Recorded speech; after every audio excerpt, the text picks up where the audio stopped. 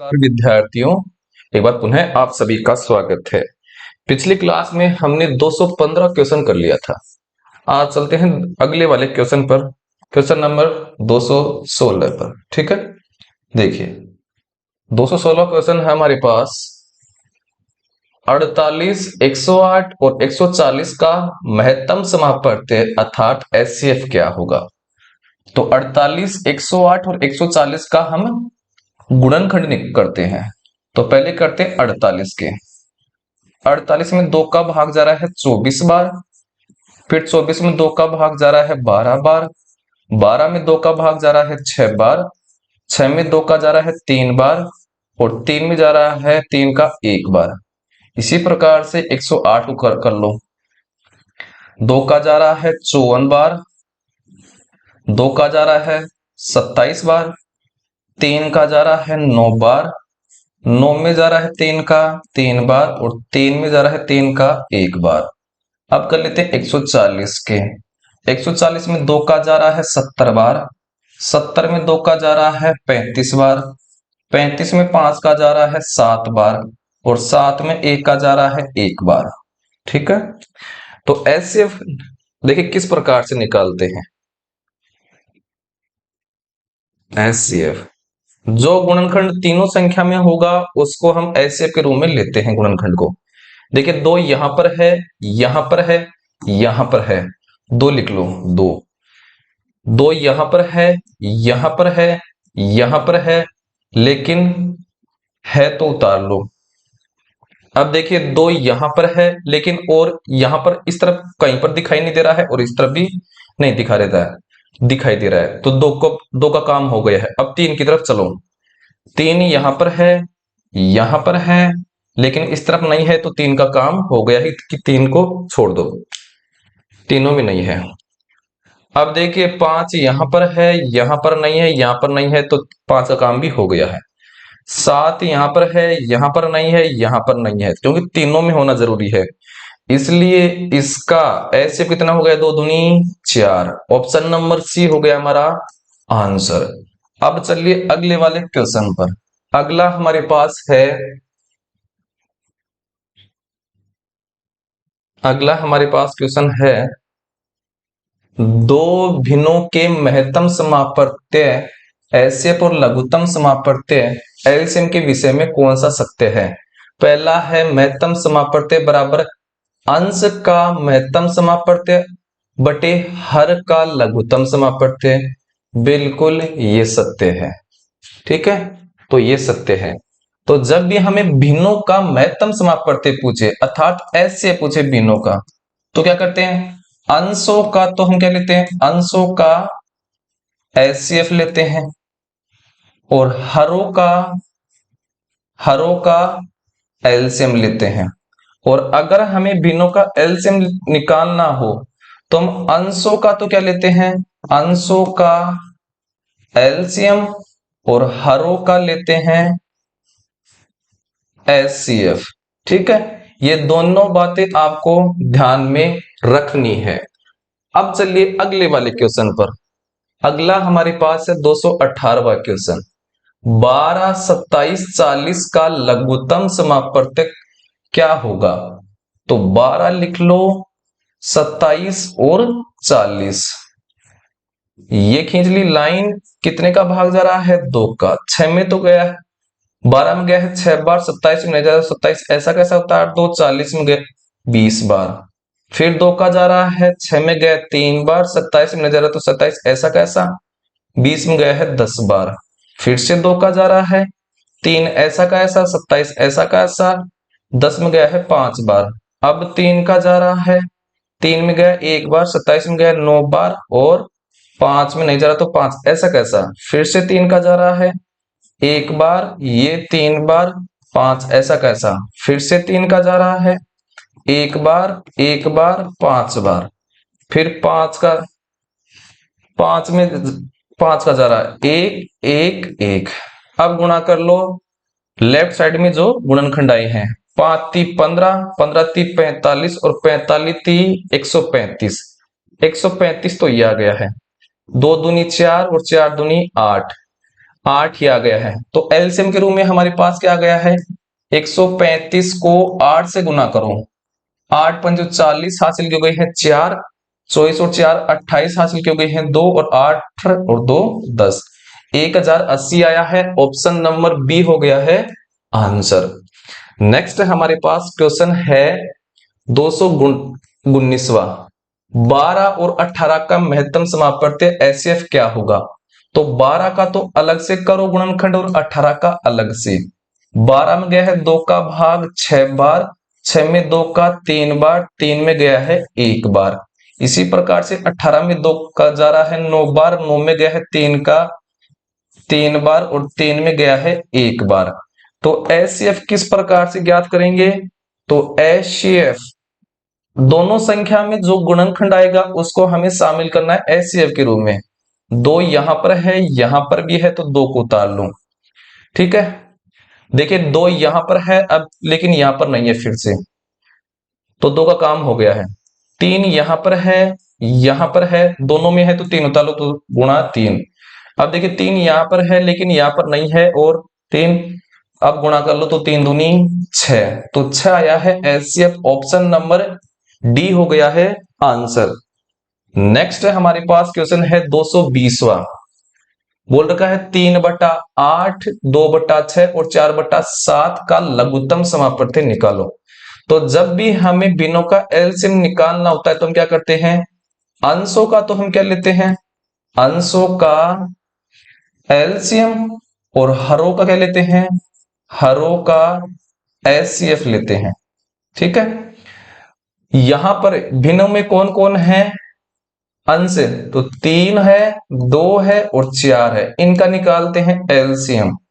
2 का भाग जा रहा है 3, ऐसा कैसा, 2 में गया 1 बार, 4 में गया है 2 बार, फिर से 2 का जा रहा है 3, ऐसा कैसा, 1 ऐसा कैसा, 2 में गया है 1 बार, अब 3 का जा रहा है 1 1 1, तो एलसीएम क्या आ गया है, तो 3 दूनी 6 और 6 दूनी 12, तो 12 आ गया है अंशों का। अब हमें हर का निकालना है, क्या हरों का निकालना है हमें एचसीएफ। हर है 8 है, 6 है और 7 है, अलग अलग गुणनखंड कर लो। 8 में गया है 2 का 4 बार, फिर से 2 का जा रहा है 2 बार, 2 का जा रहा है 1 बार, 6 में जा रहा है 2 का 3 बार, 3 का जा रहा है 3 में 1 बार, 7 में 7 का जा रहा है 1 बार। ठीक है, देखिए तो हमें एचसीएफ निकालना है। एचसीएफ किस प्रकार से निकालेंगे, देखिए इस तरफ, देखिए 2 यहां पर है, यहां पर है, लेकिन इसमें नहीं है, तो 2 को नहीं लिखेंगे, तो 2 का काम हो गया, 2 है ही नहीं तीनों में, तो 2 को हटा दो। 3 यहां पर है, इसमें नहीं है, इसमें नहीं है, तो हटा दो, नहीं लेंगे। 7 यहां पर है, इसमें नहीं है, इसमें नहीं है, तो नहीं लेंगे। तो कोई भी नहीं आ रहा है एचसीएफ। जब भी कोई भी नहीं आता है कॉमन, तो एक आता है, उनका एचसीएफ एक होता है। तो यहां पर देखिए एक आ रहा है समय, यहां पर भी आ रहा है, यहां पर भी आ रहा है, यहां पर भी आ रहा है। ठीक है, तो एचसीएफ हो गया है एक। तो अंशों का एलसीएम कितना आया है, 12, और हरों का एचसीएफ एक आया है, एक का भाग 12 में देंगे तो आ गया है 12। ठीक है, ऑप्शन नंबर डी हो गया हमारे पास आंसर। नेक्स्ट हमारे पास क्वेश्चन देखिए 221वां, 4 घंटियां 6 8 9 और 10 सेकंड के अंतरालों पर बजती हैं। सभी घंटियां एक समय पर एक साथ बजती हैं, अब कितने मिनट पश्चात वे फिर से एक साथ बजेंगी। जब भी इस प्रकार का क्वेश्चन आए तो हमें दी हुई संख्याओं का क्या निकालना होता है, एलसीएम। संख्या हमारे पास है 6 8 9 और 10, भाग दीजिए इनमें। 2 का जा रहा है, 6 में गया 3 बार, 8 में गया 4 बार, 9 में नहीं जा रहा तो 9 ऐसा कैसा, 10 में गया है 5 बार, फिर से 2 का जा रहा है, 3 ऐसा कैसा, 4 में गया है 2 बार, 9 ऐसा कैसा, और 5 भी ऐसा कैसा, फिर से 2 का जा रहा है, 3 ऐसा कैसा, 2 में गया है 1 बार, 9 और 5, फिर से 3 का जा रहा है 1 बार, 1 9 में गया है 3 बार, 5 ऐसा कैसा, फिर 3 का जा रहा है 1 बार, 1 बार, 1 और 5, फिर से 3 का, सॉरी 5 का भाग जा रहा है, अब कितने का जा रहा है, 5 का, तो 1 1 1 और 1। अब गुणा कर लो, तो हमारे पास जो एलसीएम आएगा तो 5×3 = 15, 15×3 = 45। कितना आया है, सुनिए, 5×3 = 15, 15×3 = 45, 45×2 = 90, 90×2 = 180, 180×2 = 360। तो हमारे पास एलसीएम आया है 360, और ये क्या आया है, हमें दे रखा है सेकंड में, तो या ये है सेकंड, क्या ये है सेकंड। हमें आंसर किस में पूछ रखा है, मिनट में। देखिए यहाँ पर पूछ रखा है कितने मिनट लगेंगे, तो इन सेकंड को जब मिनट में बदलेंगे तो क्या करेंगे, 60 का भाग देंगे। ले लो, 10 से 10, 6 का भाग 36 में गया है 6 बार, तो 6 मिनट आ गई है। ठीक है, ऑप्शन नंबर बी हो गया है आंसर। अब चलिए अगले वाले क्वेश्चन पर। अगला है 222वां, 2/5, 3/10 और 4/15 का लसाअ पे क्या होगा, अर्थात एलसीएम। तो एलसीएम क्या होता है बीनों का, एलसीएम बराबर होता है अंशों का, तो लेते हैं हम क्या, अंशों का एलसीएम बटे हरों का लेते हैं, हरों का एचसीएफ। यहां पर अंश क्या क्या है, 2 है, 3 है, 4 है। ले लो तीनों का, 2 का जा रहा है 1 बार, 3 बार और 2 बार। फिर से 2 का जा रहा है 1 बार, 3 बार, 1 बार। 3 का जा रहा है 1 1 1। तो हमारे पास एलसीएम क्या गया है, तो इनको गुणा कर लो, 3 दूनी 6 और 6 दूनी 12, 12 आ गया है एलसीएम। हरों का लेना है हमें एचसीएफ, हर है 5, 10 और 15। 5 का अलग से निकाल लो, 5 में गया है 5 का 1 बार, 10 में जा रहा है 2 का 5 बार, फिर 5 में जा रहा है 5 का 1 बार, 15 में जा रहा है 3 का 5 बार और 5 में जा रहा है 1 बार। तो एचसीएफ किस प्रकार से निकाल लेंगे, तो एचसीएफ देखिए, एचसीएफ बराबर जो गुणनखंड तीनों संख्या में होगा उसको एचसीएफ के रूप में लेते हैं। देखिए 5 यहां पर है, यहां पर है, यहां पर है, तो 5 को ले लो। 3 यहां पर है, इसमें नहीं है, इसमें नहीं है, तो एचसीएफ के रूप में नहीं लेंगे। 2 यहां पर है, यहां पर नहीं है, यहां पर नहीं है, तो एचसीएफ हो गया है 5। अब रख दो मान, तो अंशों का एलसीएम तो आ गया है 12, एचसीएफ आ गया है 5, तो ये हो गया है 12/5, ऑप्शन नंबर डी। अगला देखिए, अगला हमारे पास है 223वां, वह न्यूनतम संख्या ज्ञात कीजिए जिसे 8, 12, 20 या 25 से विभाजित करने पर प्रत्येक दशा में 5 शेष रहता है। ठीक है, जब भी आप क्वेश्चन बोले न्यूनतम संख्या या छोटी से छोटी संख्या, तो हमें क्या करना होता है, उन संख्याओं का एलसीएम निकालना होता है। एलसीएम निकाल करके जो एलसीएम आता है उस एलसीएम को, एलसीएम में शेषफल 5 को जोड़ देते हैं, इससे हमारा आंसर आ जाता है। तो सबसे पहले निकालते हैं एलसीएम 8, 12, 20 और 25 का। 2 का भाग जा रहा है क्या, बिल्कुल जा रहा है, 4 बार, 6 बार, 10 बार और 25 बार। फिर से 2 का जा रहा है, 2 बार, 3 बार, 5 बार, 25 बार। फिर से 2 का जा रहा है, 1 बार, 3 बार, 5 बार और 25 बार। अब 3 का जा रहा है, 1 बार, 1 बार, 5 बार, 25 बार। अब 5 का जा रहा है, 1 बार, 1 बार, 1 बार और 5 बार। अब 5 का जा रहा है 1 1 1 और 1। तो एलसीएम क्या हो गया है, तो गुणा कर लो, जो बाईं तरफ गुणनखंड है वो 55 25 25 75 75 दूनी 150 150 दूनी 300 300 दूनी 600। तो यह है 600 एलसीएम। और लास्ट में हमें क्या करना है, इस शेषफल को एलसीएम में जोड़ना है।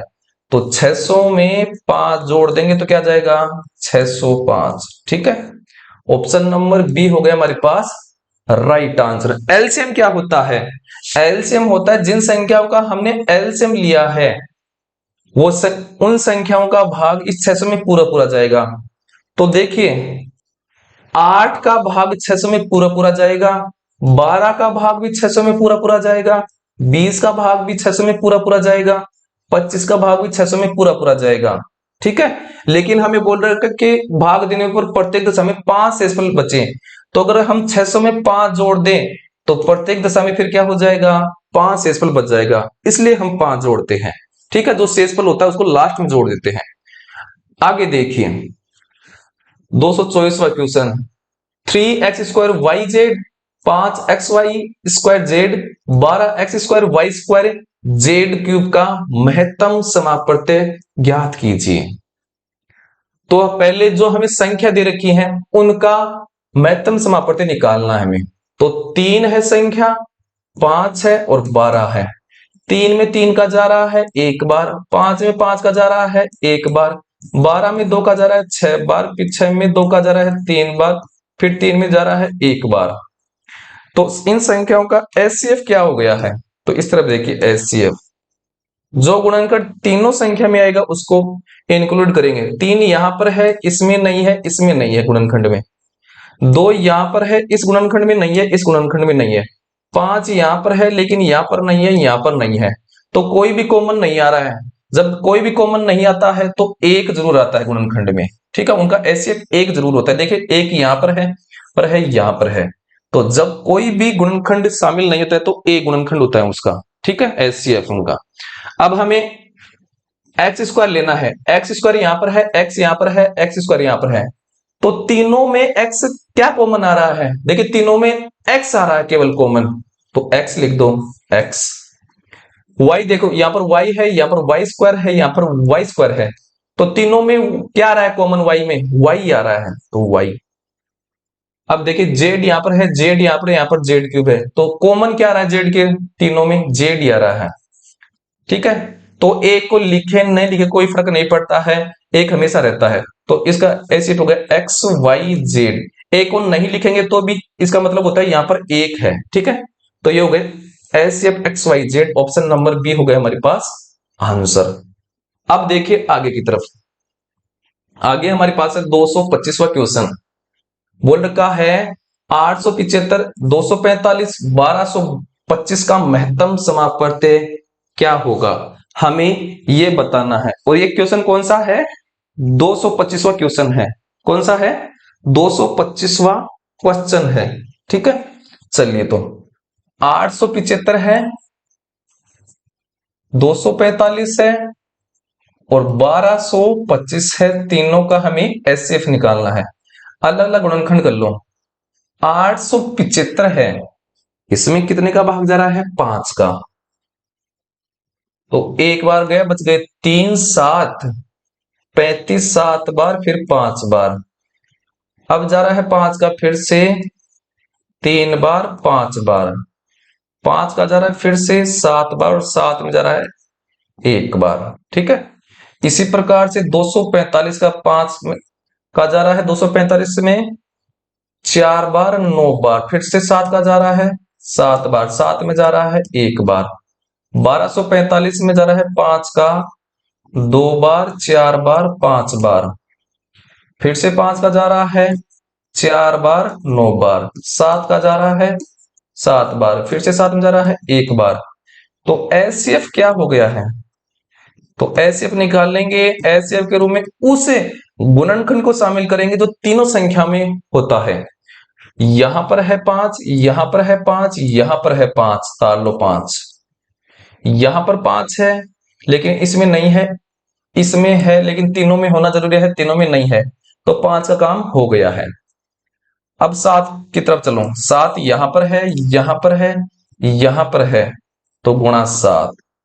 अब और यहां पर 7 नहीं है तो छोड़ दो। यहां पर है लेकिन यहां पर है, लेकिन तीनों में नहीं है 7, फिर से इसमें नहीं है ना। अब गुणा कर लो, तो 7 पंजू 35। तो ये आ गया है 35 एचसीएफ। ऑप्शन नंबर डी हो गया है। अब चलिए आगे की तरफ। आगे हमारे पास है 226वां, 58 28 और 112 का एलसीएम ज्ञात कीजिए। तो 58 28 112, 2 का जा रहा है 58 में 4, ये जा रहा है 49 बार, 14 बार जा गया है 28 में, और ये 56 बार गया है 112 में। फिर से 2 का जा रहा है 49, ऐसा कैसा? 14 में गया है 7 बार और 28 बार गया है 56 में। फिर से 2 का जा रहा है 49, ऐसा कैसा? 7 भी ऐसा कैसा, और 14 बार गया है 28 में। फिर से 2 का जा रहा है 49, ऐसा कैसा, 7 ऐसा कैसा, 14 में गया है 7 बार, फिर से 7 का जा रहा है 7 बार, एक बार, एक बार, फिर से 7 का जा रहा है एक बार, एक बार, एक बार। तो एलसीएम क्या आ गया है, तो इन संख्या गुणन कर लो, सातु सातु 49, ये तो आ गए हैं 49, 2 दूनी 4, 4 दूनी 8 और 8 दूनी 16, ये आ गए हैं 16, 16 को 49 से गुणा कर लो, तो 16 गुणा 49, ठीक है। तो 16 9 में 144 हासिल किए हैं 14, 16 तो 64, और 64 और 14 कितना हो गया है, तो 8 और 7, ये आ गए हैं 784। ऑप्शन नंबर डी हमारा हो गया है आंसर। अब चलिए अगले वाले क्वेश्चन पर, 227 पर बोल रखा है वह सबसे बड़ी संख्या कौन सी है जो 288 और 468 दोनों को बिना भाग कोई शेषफल छोड़े विभाजित करेगी। तो क्या पूछ रखा है, बड़ी से बड़ी संख्या। जब भी बड़ी से बड़ी संख्या पूछे तो हमें दी हुई संख्याओं का क्या निकालना है, एचसीएफ निकालना है। तो हमें 288 का और 468 का क्या निकालना है, एचसीएफ। 288 गुणनखंड कर लो, 2 का जा रहा है 144 बार, 2 का जा रहा है 72 बार, 72 में 2 का जा रहा है 36 बार, 2 का जा रहा है 18 बार, 2 का जा रहा है 9 बार, 3 का जा रहा है 3 बार, 3 का जा रहा है 1 बार। इसी प्रकार से 468 के 2 में 2 का जा रहा है 2 बार, 3 बार, 4 बार, फिर से 2 का जा रहा है 1 बार, 1 बार, 7 बार, फिर 117 में जा रहा है कितने का, आपका 3 का जा रहा है 3 बार और 9 बार, ठीक है। फिर से 3 का जा रहा है 13 बार, 13 में जा रहा है 13 का 1 बार। तो एचसीएफ किस प्रकार से निकालेंगे, हम वो गुणनखंड शामिल करेंगे एचसीएफ में जो दोनों संख्या के गुणनखंड में शामिल हो। 2 यहां पर है, यहां पर है, 2 को उतार लो, 2 यहां पर है, यहां पर है, उतार लो, गुणा 2। अब देखिए 2 यहां पर है लेकिन इस तरफ नहीं है, तो 2 का काम हो गया, अब 2 को मत देखो। अब 3 के बारे में चलो, 3 यहां पर है, यहां पर है, तो गुणा 3, 3 यहां पर है, यहां पर है, 3, 13 यहां पर है लेकिन यहां पर नहीं है, तो काम हो गया। अब इन संख्याओं को गुणा कर लो, 2 दूनी 4, 4 3 12 और 12 3 36, तो आ गया है एचसीएफ 36। ऑप्शन नंबर बी हो गया है आंसर। नेक्स्ट देखिए 228वां क्वेश्चन, दो संख्याओं का महत्तम समापत्य 26 वह संख्या क्या है जो उनका लघुत्तम समापत्य हो सकती है। देखिए लघुत्तम समापत्ति वही होगी जो इस एचसीएफ का भाग जाता है उस संख्या में पूरा पूरा। तो क्या 26 का भाग 104 में जा रहा है क्या, तो 26 चौक 104 जा रहा है, तो ये होगी। अब देखो 26 का भाग 54 में जा रहा है क्या, नहीं जा रहा है। 26 का भाग 164 में जा रहा है क्या, नहीं जा रहा है। 26 का भाग 98 में जा रहा है क्या, नहीं जा रहा है। तो अगर कोई संख्या एलसीएम होगी उस संख्या का, तो एल उस संख्या में महत्तम समापवर्तक का भाग पूरा पूरा जाएगा। तो 26 का भाग देखिए इस 104 में पूरा पूरा जा रहा है, बाकी में नहीं जा रहा है, तो ये संख्या इसका एचसीएफ हो सकती है, सॉरी लघुत्तम समापवर्तक हो सकती है, ठीक है। अब चलिए आगे की तरफ। आगे हमारे पास है 229वां, 144, 360 और 504 का महत्तम समापवर्तक कितना होगा। तो 144, 360 और 504, 144 के गुणनखंड कर लो, 2 का जा रहा है 72 बार, 2 का जा रहा है 36 बार, 2 का जा रहा है 18 बार, 2 का जा रहा है 9 बार, 3 का जा रहा है 3 बार और 3 का जा रहा है 1 बार। इसी प्रकार से 2 का जा रहा है 180 बार, 2 का जा रहा है 90 बार, 2 का जा रहा है 45 बार, 3 का जा रहा है 15 बार, 3 का जा रहा है 5 बार, 5 में जा रहा है 1 बार। देखिए 2 का जा रहा है 2 बार, 5 बार, 2 बार। अब कितने का जा रहा है 252 में, 3 का जा रहा है, ये जा रहा है 8 बार, 1 बार, फिर से 3 का जा रहा है 2 बार, 7 बार, फिर से 3 का जा रहा है 9 बार, 3 का 3 बार, 3 का एक बार। तो एचसीएफ क्या होगा, एचसीएफ के रूप में उस गुणनखंड को लेंगे जो तीनों संख्याओं के गुणनखंड में होता है। 2 यहां पर है, यहां पर है, यहां पर है, तो 2 गुणा 2 यहां पर है, यहां पर है, लेकिन इस गुणनखंड में नहीं है, तो 2 का काम हो गया है, नहीं लेंगे तो 2 को। अब आगे चलिए 3 के बारे में चलिए। 3 यहां पर है, यहां पर है, यहां पर है, तो 3 लिख लो। अब देखिए 3 यहां पर है, यहां पर है, यहां पर है, तो तीनों में है, तो कर लो 3 को शामिल फिर से। अब देखिए 3 यहां पर नहीं है, यहां पर नहीं है, यहां पर है, लेकिन तीनों में होना जरूरी है, इसलिए नहीं लेंगे। 5 यहां पर है, यहां पर नहीं है, यहां पर नहीं है, तीनों में नहीं है, तो नहीं लेंगे, तो संख्या को गुणा कर लो। तो 3 तिया 9, 9 दूनी 18, तो इसका एचसीएफ आ गया है 18, ऑप्शन नंबर बी। नेक्स्ट हमारे पास अगला क्वेश्चन है 230वां क्वेश्चन।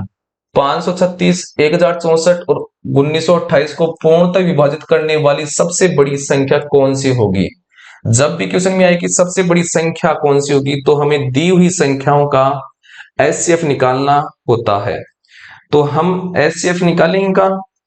चलो, तो एचसीएफ की तरफ हम बढ़ते हैं आगे। तो हमारे पास 536 का निकालना है, 1064 का, 1928 का। तो एक बार 536 का गुणनखंड कर लो। 2 का गया है 2 बार, 6 बार, 8 बार, 2 का जा रहा है 1 3 4, 2 का जा रहा है 6 बार, 7 बार। अब जा रहा है 67 का जा रहा है, इसके अलावा नहीं जा रहा है, 67 में 67 का जा रहा है। हमें जो भाग देना होता है वो अविभाज्य संख्याओं का देना होता है। 1064 में 2 का जा रहा है 5 बार, 3 बार, 2 बार। फिर से हमारे पास 2 का जा रहा है 2 बार, 6 बार, 6 बार, 2 का जा रहा है 1 3 3। चलो, क्या जा रहा है, क्या आपका 133 में किसका जा रहा है, 19 का जा रहा है क्या? 133 में किसका जा रहा है? तो 133 में जो जा रहा है वो जा रहा है 19 का। कितनी बार? 7 बार। 19 संता 133, फिर से 7 का जा रहा है 1 बार। अब 1928 में किसका जा रहा है? 2 का। कितनी बार गया? 9 बार, 6 बार, 4 बार। फिर से 2 का गया 4 बार, 8 बार, 2 बार। फिर से 2 का गया 2 बार, 4 बार, 1 बार। अब 241 है, 241 में किसका जाएगा? केवल 241 का ही जाएगा, इसके अलावा नहीं जाएगा। हो गया? तो एचसीएफ निकाल लें। चलो, तो एचसीएफ निकाल लेते हैं। तो हमारे पास देखिए तीनों में होना जरूरी है गुणनखंड। 2 यहां पर है, 2 यहां पर है, 2 यहां पर है, तो 2 को शामिल कर लो। 2 गुणा 2 यहां पर है, यहां पर है, यहां पर है, कर लो शामिल 2 को। गुणा 2 यहां पर है, यहां पर है, यहां पर है, 2 को कर लो शामिल। 67 यहां पर है, यहां पर नहीं है, छोड़ दो, तो तीनों में नहीं है। 19 यहां पर है लेकिन तीनों में नहीं है, 19। 7 यहां पर है लेकिन तीनों में नहीं है, तो छोड़ दो। 241 है लेकिन यहां पर नहीं है, यहां पर नहीं है, तीनों में नहीं है, तो छोड़ दो। गुणा कर लो। 2 दूनी 4 और 4 दूनी 8, तो इसका एचसीएफ आया है 8। ऑप्शन नंबर ए हो गया हमारे पास आंसर। नेक्स्ट हमारे पास अगला क्वेश्चन है 231वां। दो संख्याओं का महत्तम समापत्ति 13 है, निम्नलिखित में से कौन उनका लघुत्तम समापत्ति नहीं हो सकता? देखिए वो संख्या लघुत्तम समापत्ति नहीं होगी जिसमें 13 का भाग पूरा पूरा नहीं जाता है। तो 13 का भाग 65 में दीजिए, तो इसमें तो जा रहा है, तो ये तो हो सकती है। 13 का भाग 62 में दीजिए, तो इसमें नहीं जा रहा है, तो ये नहीं होगी। 13 का भाग 52 में दीजिए, तो गुजारा है, तो ये भी हो सकती होगी, लघुत्तम समापत्ति हो सकती है। 13 का भाग 78 में दीजिए, जा रहा है, तो ये भी हो सकती है। इसलिए किस में नहीं जा रहा है? 62 में। इसलिए राइट आंसर क्या है? ऑप्शन नंबर बी, ये नहीं हो सकती है, क्योंकि इसमें 13 का भाग पूरा पूरा नहीं जा रहा है। अगर कोई संख्या लघुत्तम समापत्ति हो सकती है तो महत्तम समापत्ति का भाग पूरा पूरा जाएगा। यहाँ पर 13 महत्तम समापत्ति है और महत्तम समापत्ति का भाग 62 में नहीं जा रहा है, इसलिए ये लघुत्तम समापत्ति नहीं हो सकती है। आगे देखिए 232वां। दो संख्याएं 7:8 के अनुपात में है और इन संख्याओं का महत्तम समापवर्त्य 11 है। इनमें सबसे बड़ी संख्या क्या होगी? तो 7:8 है महत्तम समापवर्त्य, एचसीएफ क्या है? 11। तो अनुपात में कौन सा नंबर बड़ा है? 8 बड़ा है। और जब मैं अनुपात को एचसीएफ से गुणा कर देता हूं तो मेरे पास संख्या आ जाती है। तो यहां पर 8 बड़ा है, तो बड़े वाले नंबर को एचसीएफ से गुणा कर दो ताकि बड़ी संख्या आ जाएगी। तो 11 को 8 से गुणा करेंगे, 11 को 8 से गुणा करेंगे तो 11 8 88, ये बड़ी संख्या आ गई है। अगर हमें छोटी संख्या पूछता तो अनुपात में जो छोटा नंबर है उसको एचसीएफ से गुणा कर देते हैं। तो 7 यहां पर छोटा है तो 11 से गुणा कर दो ताकि छोटी संख्या आ जाएगी। तो 11 गुणा 7, 11 7 77। तो ये आ गई है छोटी संख्या। क्या है? छोटी। और 88 क्या है? बड़ी। क्या है? बड़ी। और हमें बड़ी संख्या ही पूछा है तो कौन सी हो गई है? Option number C. तो कभी भी आपको बड़ी व छोटी संख्या पूछे, जब आपको अनुपात दे और एचसीएफ दे, तो अनुपात में देखिए कि कौन सा वाला नंबर बड़ा है, उस नंबर को एचसीएफ से गुणा कर दो। ठीक है। अगर हमें पूछता कि संख्याओं का योग बताओ तो हम क्या करते? इस दोनों संख्या को जोड़ देते हैं, 8 7 15, और 15 को फिर 11 से गुणा कर देते हैं, 15 को 11 से। तो हमारे पास क्या जाता? ये आ जाता 11 5 55। सॉरी, 1 मिनट रुकेगा। 11 5 55 हासिल की गई है 5, ये आता 165। तो ये योग आता कैसे? क्योंकि हम दोनों को जोड़ देते, इन 7 और 8 15, तो ये योग आ जाता। ठीक है। अगर हमें अंतर पूछता है इनका तो हम क्या करते? 8 बड़ी वाले नंबर में छोटे वाले नंबर को घटा देते, तो 8 में 7 गया तो कितना बचा? 1, और उस अंतर को फिर एचसीएफ से गुणा कर देते 11, तो इनका अंतर आ जाएगा 11। ठीक है। यहां पर भी देख लो कि बड़ी संख्या 88 है, छोटी संख्या 77 है, तो अंतर करेंगे तो 11 का आएगा, और इनको जोड़ेंगे तो देखिए अंतर 11 का गया है ना। इस प्रकार से आपको अंतर निकालना है जल्दी से। और जोड़ेंगे तो कितना आ रहा है? 8 7 15, हासिल का हो गया 1, 8 7 15 और हासिल का 1 16। तो देखिए योग 165 आ रहा है। तो इस प्रकार से जल्दी से आपको योग भी निकालना है। इस प्रकार से ये क्वेश्चन आते हैं। ठीक है। आगे देखिए 233वां। दो सहभाज्य संख्याओं का लघुत्तम समापवर्त्य ज्ञात कीजिए यदि उनका गुणनफल 247 है। देखिए पहले समझिए इस प्रश्न को हल करने से पहले कि सहभाज्य संख्या क्या होती है। तो सहभाज्य संख्या ऐसी संख्या होती है जिनका सर्वांतर एक आए। जैसे मेरे पास है 2 और 7।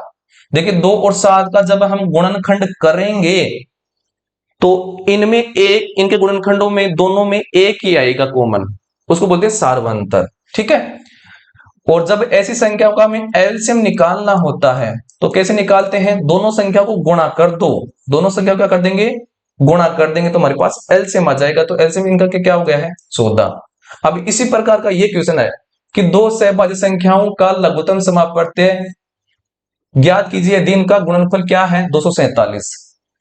तो देखिए जब दो सहभाज्य संख्या होती है तो उनका गुणनफल वही होता है। उन देखिए इन दोनों संख्या को गुणा कीजिए तो 7 दूनी 14, 14 इनका गुणनफल आ रहा है और 14 क्या आ रहा है? इनका एलसीएम। तो सहभाज्य संख्याओं का गुणनफल और लघुत्तम समापवर्त्य आपस में क्या होता है? बराबर होता है, बराबर आता है। ठीक है। तो सहभाज्य संख्याओं का गुणनफल 247 है तो इनका एलसीएम अर्थात लघुत्तम समापवर्त्य भी क्या होगा? 247। ऑप्शन नंबर सी हमारा आंसर हो गया है। ठीक है। तो इस प्रकार से होते हैं 233 क्वेश्चन आज की क्लास में। अगली क्लास में हम 234 से स्टार्ट कर लेंगे। ठीक है। अगर क्लास अच्छी लगी है तो क्लास को ज्यादा से ज्यादा लाइक शेयर और चैनल को जरूर से सब्सक्राइब